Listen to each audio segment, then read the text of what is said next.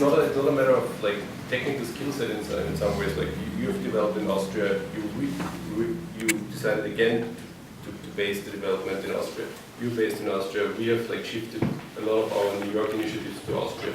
So it's not about like I'd say the execution on the technological side. It's rather on the marketing and sales side and being outgoing and extroverted and try to think, have the will in, feel the will in yourself, kind of to dominate the market, which is by history the American, rather an American idea. And if you like talk to a cab driver in the States about what he doesn't know from Austria, he knows like Mozart. Yeah, no kangaroos. He knows. Oh, he doesn't know that. He knows like Sound of Music. Yeah. And CC, and all of that happens like 100 years ago. So everybody's very surprised that dreamA is an Austrian company, but that's one of the very, very, very few brands which are recognized. But everybody's like, I believe there's great beer in Austria. I believe there are wonderful sausages or whatever. But we just don't make the step to internationalize and dare to go outside and basically just talk about it, like and distribute it and make it known.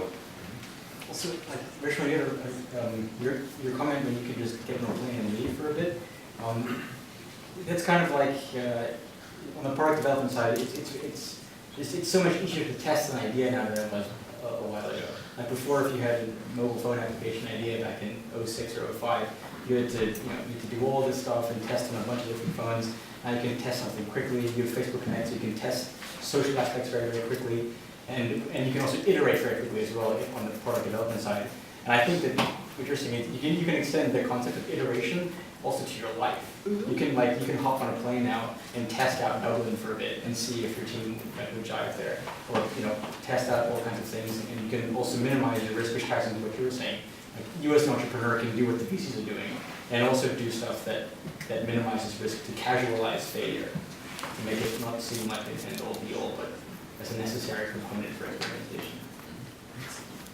Martin Drexler, Marcus, you told Martin Drexler. Marcus, you told us that Austrians are not so self-confident. Is it the Catholic Church? Is it the political parties? Is it the air that we breathe? And how do you think we can solve this problem up from today? I think maybe that shifts the discussion into what should be done actually, because that's like from my mindset that's actually something Alpbach is standing for in some way, a lot like talking about what's wrong. Hopefully. Like initiatives like this one, for example, are very valuable. Obviously, for any initiative, there needs to be like some funding in some way. There needs to be public support for it. There needs to be a fire station that hosts it. There needs to be people and freelancers and guests to come. And there's like, I think everybody from, among us basically has got like the tools to do something there, hopefully. And that is very important. Another thing I believe it's important is the stage I've mentioned. I believe people need idols. People need like people who think I can do it also. And that would be like a statement asking media, for example, in some way to support it, like giving people, asking Presse to build and kind of status page. Financial Times did it in Germany, for example, in some ways to like partner with startups and like provide like media space for them over a certain period of time. Very important role on funding and financing in Austria is in the hand of the public agencies, public grants. Like most of us who have been in touch with plenty of startups, we all know the public grants. I believe that's a political necessity that these public grants continue to get money as long as the business angel market is taking off and as long as the VC market is again like starting in some way. I also do, for example, see a potential. Why not starting tax benefits for business angel investments? There are so many like huge, yeah. There are so many uncles and lawyers and doctors who would give like their nephew or friend or cousin or neighbor maybe 25,000, which might be exactly what the person needs to quit the job. like saying, if there would be like some kind of motivation to do it. Also proven that it works in some countries, so it's not like Marcus' idea, it's like there are proofs like on this side. And there are also like, maybe in the last point I'm touching here on proactive ideas, is on the a lot of money of the VC funds in the US comes out of pension funds. A lot of those pension funds also have got rules that they need to invest the money locally. And if like you were talking about the 10 or 20 or 30 million fund sizes in Austria, that's unfortunately true. But like 1% of the typical pension fund portfolio allocation would be like multiple times of the money available in Austria if they would invest it.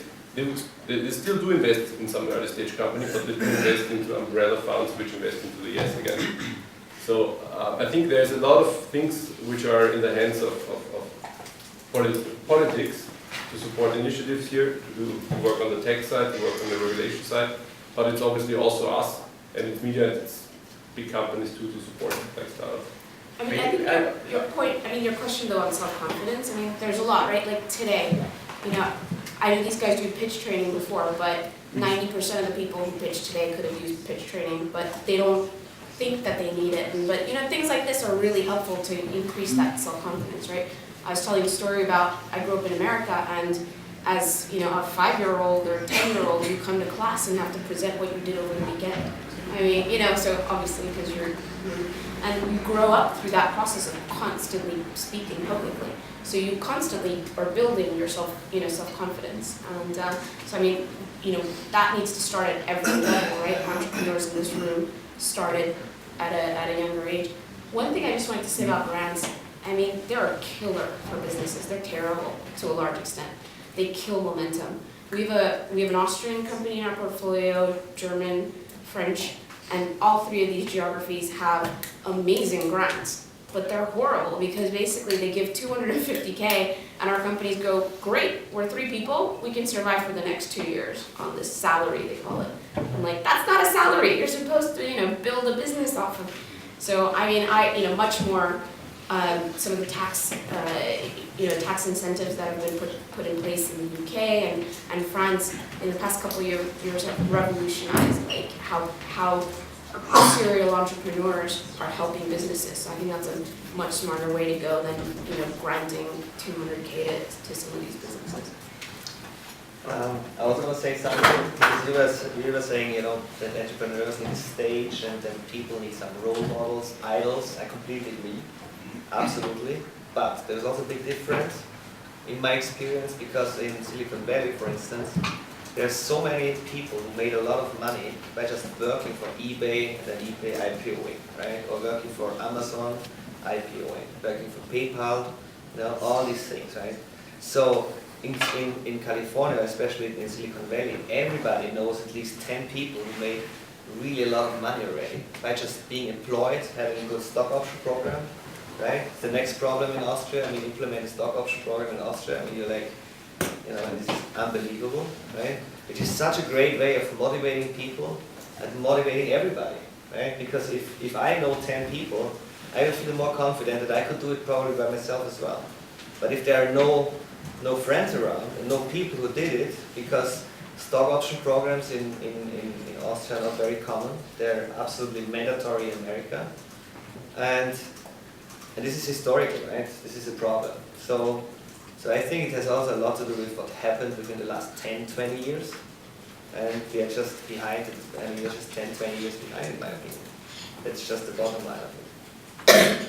Are you happy with the tax in Austria for investors? Too high, too low? So if you compare to Austria, if you compare to America, right? I mean, here if you sell your company, right, you get a 50% discount, for instance. Like you pay 25%. If you are an American citizen, you pay taxes in America, you pay up to 60%, 58% in California. So actually, Austria, in my experience, is a tax haven. It's, I mean, it is what it is, right? People would probably not think about it, right? Because you pay like 50% taxes on your income, whatsoever, right? And you have like 25% capital gain taxes, but if you compare this to America, I mean, this is much more expensive there. Right, everything. I agree on the exit side, Right. and I think that's the right moment to tax people. What I like on Reshma's statement, you can do a lot by inspiring people to invest, Right. and this is exactly what's missing.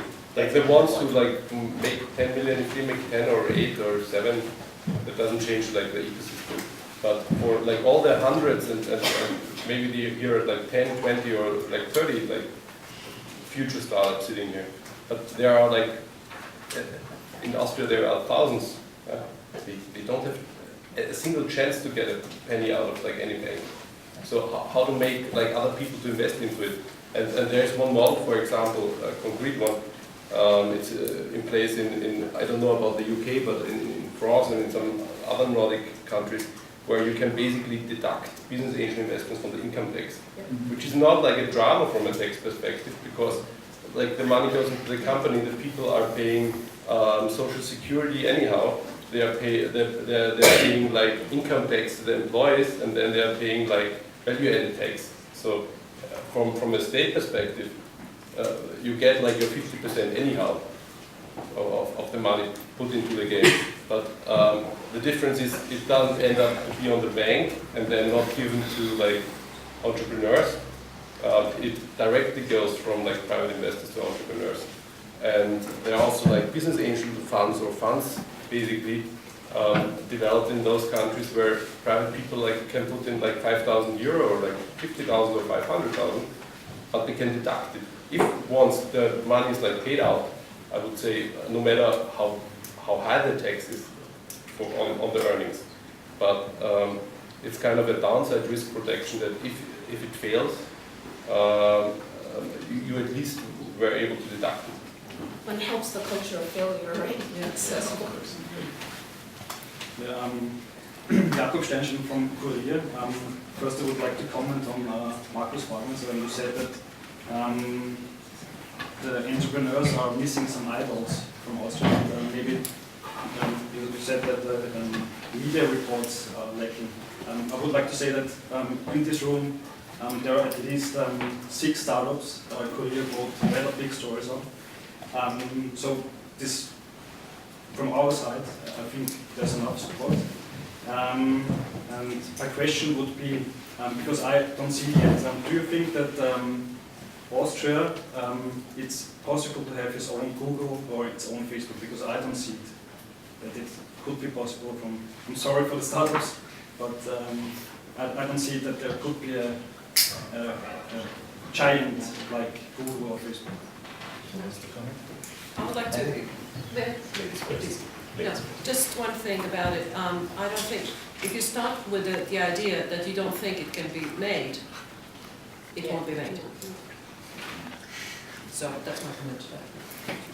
I mean, definitely, right? Why shouldn't it start here? Everything's gotten flat. Everyone reads the same things. Everyone, there's a bunch of companies in the UK where, again, I know the UK well, so, but 60–70% of their customers are coming from the US, and they're all sitting, somewhere in Scotland or wherever, right? So, absolutely, why not? You need lots of people to help make that happen, and you have to be willing to reach out to all those kinds of constituencies. But yeah, absolutely, and that's, we exist because we believe in that. And we believe that we invested in Estonia could be the next Skype, right, or bigger than that. So I dismiss that comment.